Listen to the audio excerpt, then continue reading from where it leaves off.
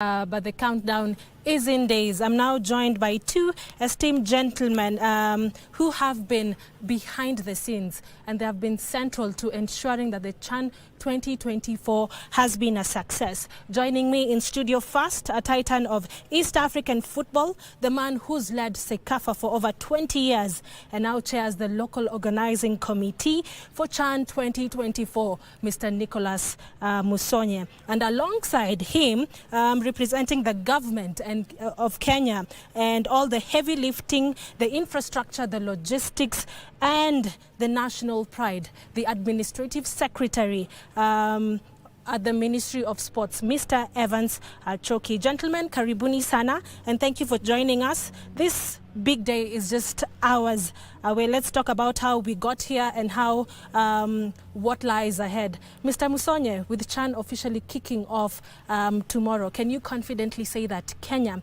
is ready to deliver? Thank you very much, Yvette. I want to confidently tell you and Kenyans that we are very ready for CHAN on Sunday. As you have said, it's a long journey that we have taken through. We have been very, very, very patient with our plans, and we have been very, very deliberate to ensure that this tournament takes place. As you realize, we have failed twice before. Oh, yes. So we could not do it again that time, not under the current leadership that we have. So we decided, and we made a deliberate effort to ensure that this competition takes place. What's your message to the Kenyans still skeptical about the stadium readiness? Kenyans should not be doubting all the time. People who doubt all the time fail. For me, I rarely doubt. Because I know when I make a decision to deliver something, I must do it. So I decided, when I was given the mandate to ensure that this competition takes place, I said, under every condition that will be available for me, either positive or negative, I must ensure that this competition takes place. And that's where we are. We are now talking about hours to the event. So all those who have been doubting for the last few months, they should lay their doubts under the... But we are organizing CHAN, and in a very successful manner. It will Thank be you very much. successful. Mr. Choki, it's the eve of CHAN 2024. How is the ministry tying up the last-minute logistics to ensure a smooth kickoff tomorrow? Thank you very much for having me here this evening. And the ministry, we are ready. We are set for the big day, for the tournament. So this morning we had a security review meeting, and so the security measures are all in place. Tomorrow we also have a delegation that is going to the opening ceremony in Dar es Salaam. And also for Sunday, the Kenya versus DRC game, we are prepared. And so, yes, we are ready for the tournament. We have seen all the teams have arrived in Nairobi that are going to participate in Kenya. And so, yes, we are ready. And Mr. Musonye, standing here on the eve of CHAN, what does this moment personally mean to you, considering you have been at the helm of leadership for so many years? I want to thank God. I want to thank God for making me the chairman of LOC and to steer this competition to where it is. Because when I was appointed as the chairman of the LOC, there were so many doubts that we had no infrastructure, we had no stadia, we had no football appetite to organize anything. You know, Kenyans at some time, they had no appetite for football, to organize anything football. So I sat myself and I said, look, if I've been given this responsibility, I should deliver. So Sunday is a momentous occasion for me and the country at large. Because this is a moment we will show the world that Kenya is capable of organizing any event.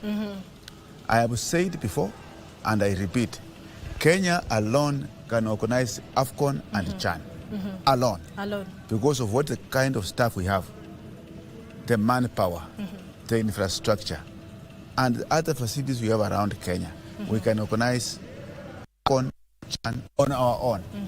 But on Sunday is a momentous occasion, which I want Kenyans to realize that it is not easy to host an African competition of this magnitude. We are organizing Africa together with Uganda and Tanzania. But Kenya is a focus. As you all know, Kenya is the beam, the pride of Africa. And we are saying, let Kenyans be proud of what we have in our hands. We are organizing an occasion that should be memorable in the history of this country, in the history of the leadership of this country. That after failing twice, we are now realizing our dream of being at the pillar of sports in Africa. Because we are hosting Africa. The headquarters of Africa is now in Nairobi. In Nairobi. Yes. The headquarters of Africa is now in Nairobi. So this is a momentous occasion that we must be proud of as a nation, as a people. This tournament should hold us together as a country. How about Mr. Achoki? When we see you, we usually just talk about policy, infrastructure, security. What does this particular tournament personally mean to you? Thank you very much. We have taken time to prepare. And in terms of coordination with the 3 East African countries, we have the ministers have been meeting physically and virtually, the ministers responsible for sports. We also have the 3 LOCs have been meeting physically and virtually. We also have technical teams that have been meeting physically and virtually. We have also had CAF inspections that have been coming to ensure that to guide us so that we meet the standards that are required, and so we are ready. So all that we are asking Kenyans is that they get to the 6 hours before the game, and we ask that all Kenyans and all those who will be attending the games to follow the instructions that will be given and follow the signages that will show you where to go, how to get into the stadium, and where you are going to sit. And also to just urge Kenyans to be vigilant. If you see anything suspicious, if you see anything, we are saying if you see anything, say it and we will sort it out. Thank you. So Mr. Achoki, the Pamoja bid had an estimated budget of $39 million that harmonized both 3 countries. How was the financial management for this tournament streamlined, and how much has Kenya spent so far? In terms of what we have spent on infrastructure to renovate the stadiums to the required standards. We have spent money on the local organizing committee, and we have also spent money to pay the hosting fees. And so all that has been done and settled. And so now we are ready to reap the benefits of this tournament. And some of the benefits of this tournament include, first of all, is the national pride. And, because the last time Kenya hosted an event of this magnitude was 40 years ago. And so that is one of the greatest benefits.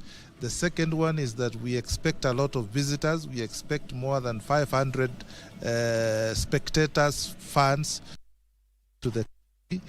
We expect a boom in the hospitality industries, among other benefits that we will derive from this tournament.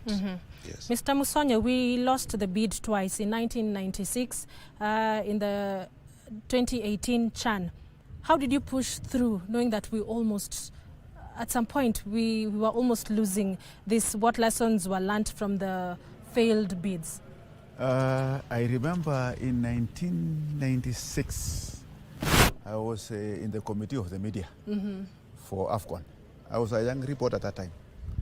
So I was in that committee, and we lost it because there was no goodwill. There was no goodwill, and when we lost it, South Africa took it last minute. So I learned something about it. Then in 2018, again, Kenya were given the mandate to host the CHAN in Kenya alone. And because of some reasons, which I will not disclose, we lost it. So I also learned something about it. So when I was given the mandate as the chairman of the LOC, and I want to thank the President of the Republic of Kenya, Dr. William Ruto, we were told this time this tournament should not fail. Because to fail 3 times in an exam, it means you are a very poor person. To fail 3 times in Standard 7 or in Form 4 or in Form 6, the one we did many years ago, it means you are a very bad candidate. So I said Kenya should not be classified as a bad candidate for failed 3 times. So we went out of our way. And I want to thank the government, Minister of Sports particularly. Mr. Choki is here, he has been our main coordinator to ensure that the things turn out well. I want to thank the Minister of Sports and the President of the Republic for ensuring that we make these renovations you have seen here. This stadium is now very modern. Nyayo is very modern. So no one can doubt our ability to organize this event. So I am proud of that. As a Kenyan, I'm proud of that we have managed to put this tournament together through the effort of the government of Kenya to ensure that we don't fail 3 times. Beautiful. Now, Mr. Choki, you've said thousands of fans are expected in the stadium. So many people are flying in for this particular tournament. What plans are in place on security and transport? I said that earlier on that we have an elaborate security plan that we have developed. It has been tested. We have had dry runs. We have had several meetings, and therefore the security plan is in place. We also have an emergency response plan that we have developed, and we have trained the officers. Apart from that, the transport system, we have agreed and had discussions with the transport sector, and so all that we are saying is that probably not all of us will have room to drive into the stadium, but you can park your car somewhere where the designated points, and then you walk into the stadium. Okay. Yeah. Thank you very much, Mr. Choki. And at that point, we now take a short break right here on Easy Friday. We'll be back. And when we will be back, we will be looking at CHAN is being seen as a dress rehearsal for AFCON 2027. What do we hope to learn from this? Our 2 guests right here will be shedding more light on that. Don't go too far. We will be right back after this short break.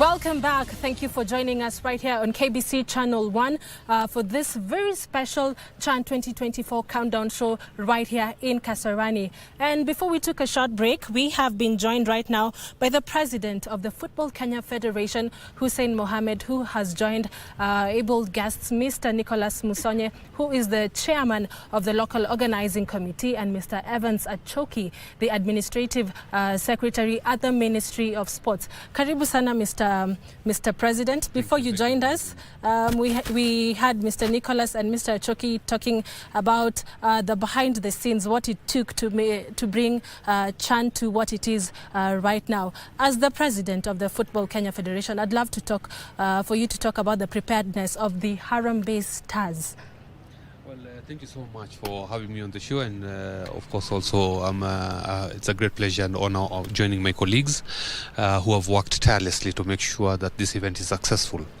The national team is ready. I can assure Kenyans that we have done everything in our power as a federation, in conjunction with the government of Kenya, who's our biggest supporter today, to put everything in place and to ensure that the team performs well. If you look at the history of now the national team and its preparations in the last couple of months since we took office in December of last year, you will notice that we've really improved the standards across the board, from their accommodation to their travel plans, to their welfare. Together with this government, we have ensured that no stone has been left unturned, and we have spared no cost to preparing the team from the technical bench. You know, now Benny McCarthy is leading that department with a very able technical team behind him, and as well we have appointed a new football development director at the federation, who's fully responsible for the development of football across the board. And we are ready, and we are ready to go, and the team is inspired. I had a word with the coach today. His spirits are very high. In large numbers to celebrate what will happen here on Sunday. It's going to be historic for sure. And what opportunities do you see for Kenyan based players? Is it an opportunity for them to shine and possibly launch their international careers? Definitely, you will find that this presents Chan presents usually the best platform for local players, and once they hone their talent and their skills, and later on in other tournaments when they join with their international counterparts for bigger tournaments, you will have a more cohesive, more experienced team that will take us even to greater heights when it comes to AFCON, when it comes to World Cup qualifiers, and so on. So this is a very, very important stage for the footballers themselves. Very, very critical for them to be able to use this opportunity to catapult their careers to the next level. And now a question to Mr. Achoki. How is the government ministry looking to sustain the momentum beyond Chan, because we're also looking at AFCON 2027? Yes, of course, now that we have Chan has made us to have good facilities, we have good stadiums, we have good, so that means that our now and also the government will for attracting other local and international tournaments. The coming footballers can also opportunity to showcase their talents. As we look forward for AFCON 2027, we look forward for more of those engagements, because now that we have good facilities that we have developed. Now, sporting events usually have an economic ripple effect. What are some of the short-term and long-term economic impacts the ministry project from hosting this particular tournament, Chan? One is the increase in tourism, which by extension is our hospitality industry. The other one is also that, there is a lot of capital being injected into the economy. It jumpstarts, this tournament jumpstarts the economy. If you look at the Kasarani ecosystem, for the last 1 week, we have quite a number of people who have engaged into various activities here. And so we believe that apart from that, we also see an opportunity for a national pride, that Kenya will be in the international news for 1 month to come. And some of those are the short-term and the long-term benefit that we envisage as a ministry. Mr. Nicholas, kindly tell us, what would success look like to you personally come the final whistle in this Chan tournament? First of all, you had asked me a question earlier, how we manipulated the politics around this competition to take place. This tournament was supposed to take place in February. You remember? Yes. I and the president here were in the office for only 1 month. And no infrastructure in place. So I had an opportunity to sit with him. And I told him, if we organize this tournament in February, it will be a very bad thing that will ruin our image as a country. Me and him and the former minister, we decided to maneuver our ways to CAF to make sure that we don't organize the tournament in February to compromise our image, which we did. Through ways, we made sure that this tournament was postponed to give us time to prepare. If we had organized this tournament in February, it would have been a very sham thing to compromise our effort of 2027. That one now is history.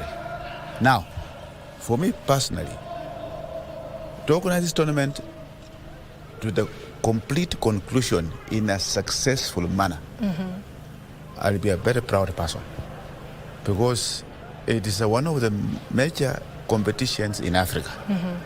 For it to succeed and to end successfully, it will be my pride and the pride of the President of the Federation and the President of the Republic of Kenya and all Kenyans as large. So it will be a very momentous occasion to see it to a successful conclusion.